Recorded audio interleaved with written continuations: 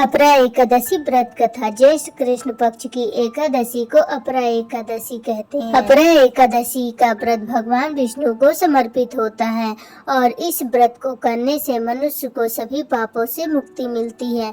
अपरा एकादशी के दिन भगवान विष्णु का पूरे विधि विधान से पूजन करने के साथ ही इस कथा का पाठ पढ़ना ही बेहद जरूरी होता है। युधिष्ठिर ने पूछा, जनार्दन, ज्येष्ठ के कृष्ण पक्ष में किस नाम की एकादशी होती है? मैं उसका महात्म सुनना चाहता हूँ, उसे बताने की कृपा की जाए। भगवान श्री कृष्ण बोले, राजन, तुमने संपूर्ण लोगों के हित के लिए बहुत उत्तम बात पूछी है। राजेंद्र, इस एकादशी का नाम अपरा है।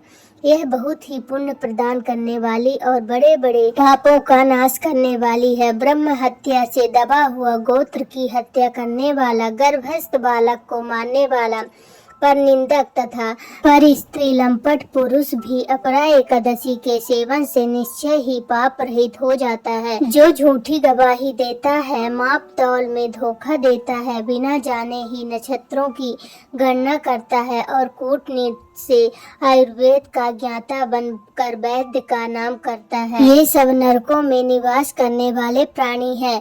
परंतु अपरा एकादशी के सेवन से ये भी पाप रहित हो जाते हैं।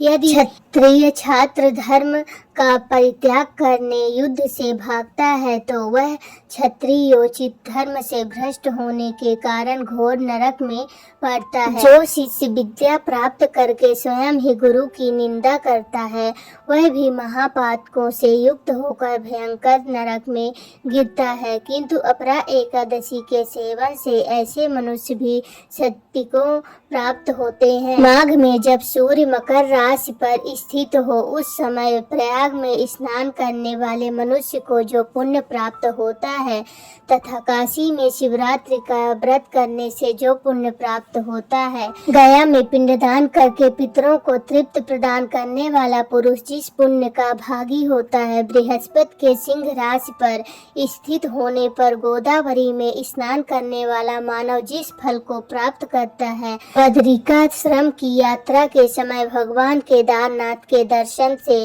तथा बद्री तीर्थ के सेवन से जो पुण्य फल उपलब्ध होता है, तथा सूर्य ग्रहण के समय कुरुक्षेत्र में दक्षिणा सहित यज्ञ करके हाथी, घोड़ा और सुवर्ण दान करने से जिस फल की प्राप्ति होती है, अपरा एकादशी के सेवन से भी मनुष्य वैसे ही फल प्राप्त करता है। अपरा एकादशी को उपवास करके भगवान वामन की पूजा करने से मनुष्य सब पापों से मुक्ति हो श्री विष्णु लेख में प्रतिष्ठित होता है। इसको पढ़ने और सुनने से सहस्त्र गोदाम का फल मिलता है। युधिष्ठिर ने कहा, जनार्दन, अपरा एकादशी सारा महात्म मैंने सुन लिया। अब ज्येष्ठ के शुक्ल पक्ष में जो एकादशी है उसका वर्णन कीजिए। भगवान श्री कृष्ण बोले, राजन, इसका वर्णन परम धर्मात्मा सत्यवती नंदन व्यास जी करेंगे, क्योंकि ये संपूर्ण शास्त्रों के तत्वज्ञ और वेद वेदांगनों के परंगत विद्वान हैं। तब व्यास जी कहने लगे कि दोनों ही पक्षों की एकादशियों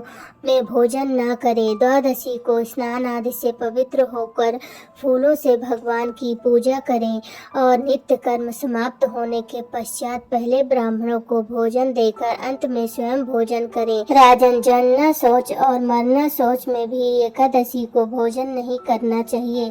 यह सुनकर भीमसेन बोले, परम बुद्धिमान पितामह, मेरी उत्तम बात सुनिए।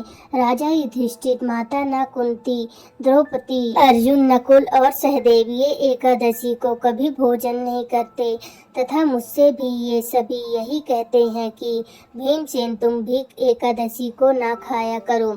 किंतु मैं इन लोगों से यही कह दिया करता हूँ कि मुझसे भूख नहीं सही जाएगी।